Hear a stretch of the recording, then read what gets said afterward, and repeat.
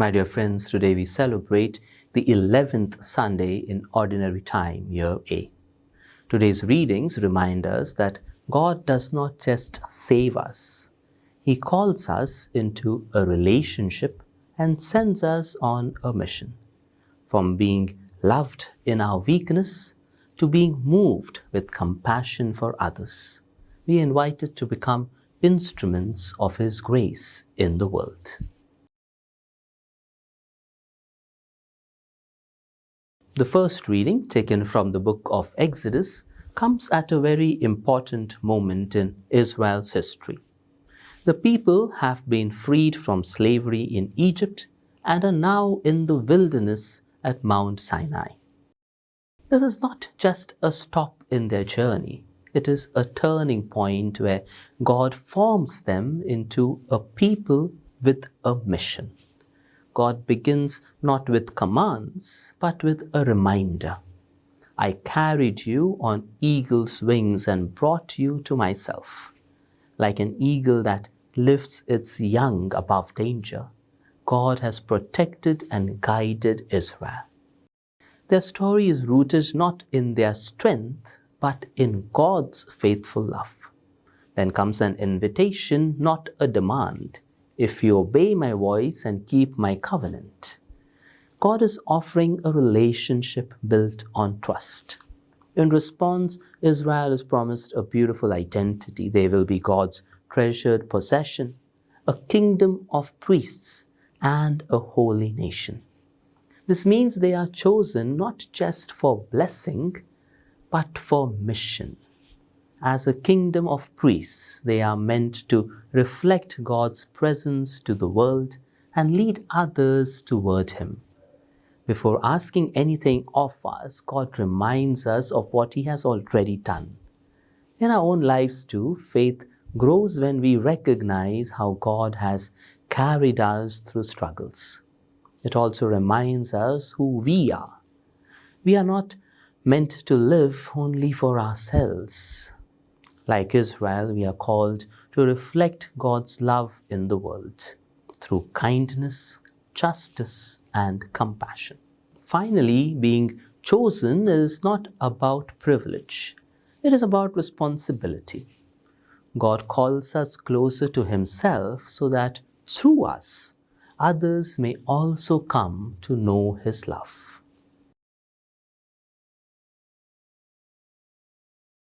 In the second reading, taken from St. Paul's letter to the Romans, St. Paul the Apostle speaks about the depth of God's love for us. He reminds us that Christ did not come to save us when we were strong or perfect, but while we were still weak.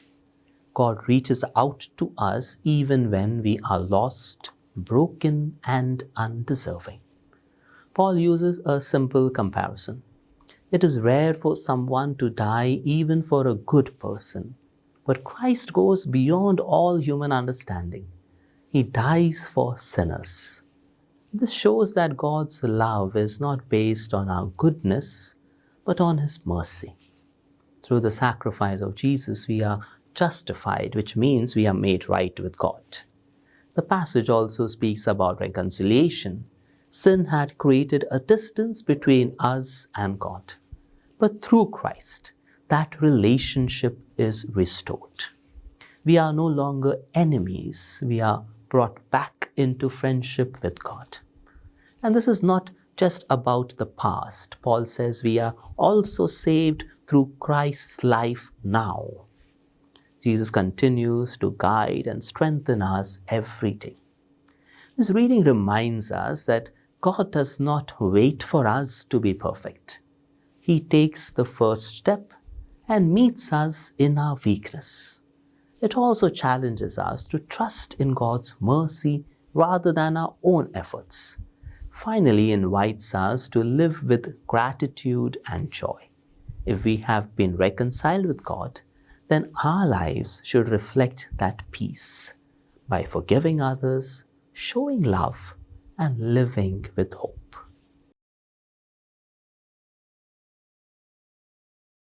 A teacher once asked his students to look around the classroom and write what they saw.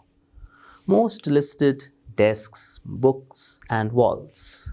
But one student wrote, Chris looks tired. Mary seems worried.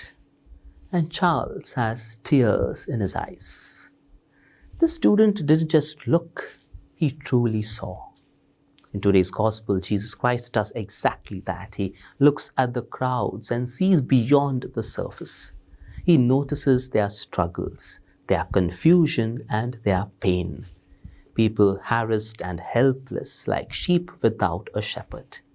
His response is deep compassion. He feels with them as if their suffering were his own. True compassion begins when we place ourselves in the shoes of others. When we stop judging from a distance and start understanding from within. Jesus does not stand at a distance. He enters into their experience.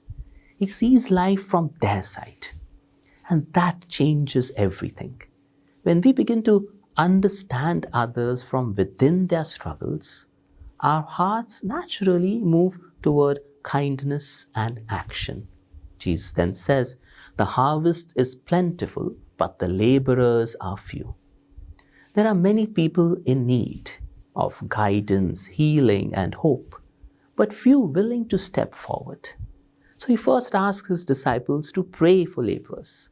And something powerful happens. After asking them to pray, Jesus sends those very disciples out. Prayer leads to mission. Those who ask for help often become the answer. He gives them authority, not for power, but for service, to heal the sick, raise the dead, cleanse the lepers, and cast out demons. In other words, they are sent to restore life, dignity, and hope. And he reminds them, freely you have received, freely give. Their mission is rooted in grace, not in personal merit. This gospel invites us to look at people differently. Do we truly see others, or do we only notice their outward behavior?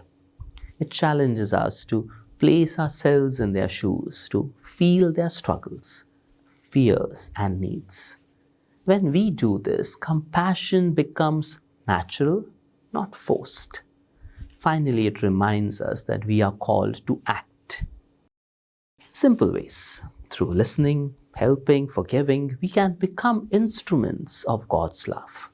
Today, let us ask for the grace not just to see, but to feel.